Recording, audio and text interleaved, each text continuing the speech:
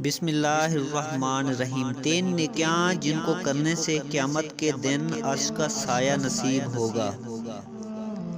अल्लाह ताला जब किसी बंदे से दोस्ती करना चाहता है तो उसकी ज़ुबान पर अपना जिक्र और दिल पर अपनी फ़िक्र के दरवाज़े खोल देता है।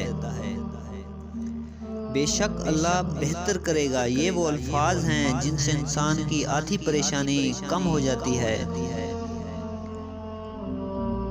2 तरह की मोहब्बत इंसान को गमगीन नहीं करती, एक अल्लाह ताला से और दूसरी अल्लाह ताला के लिए किसी और से।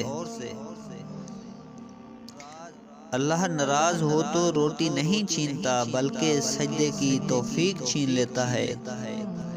इंसान जब मुकम्मल टूट जाता है तब उसे अल्लाह के सिवा कोई अच्छा नहीं लगता।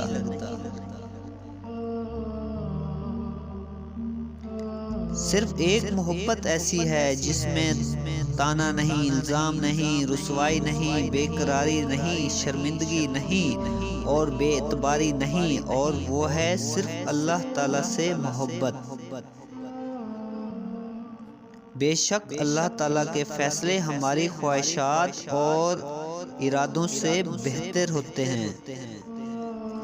नाउम्मीद कभी मत होना, क्योंकि अल्लाह के पास नामुमकिन कुछ भी नहीं। हमेशा अल्लाह से मोहब्बत करो। वो आजमाइशें तो देता है लेकिन वो कभी आजमाइश में तन्हा नहीं छोड़ता। रिज़्क और इज्जत किसी के हाथ में नहीं, अल्लाह जिसे चाहे बेहिसाब देता है।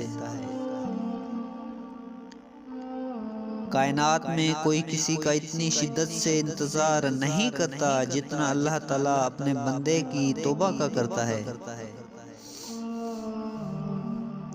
3 नेकियां जिनको करने से क़यामत के दिन अर्श का साया नसीब होगा।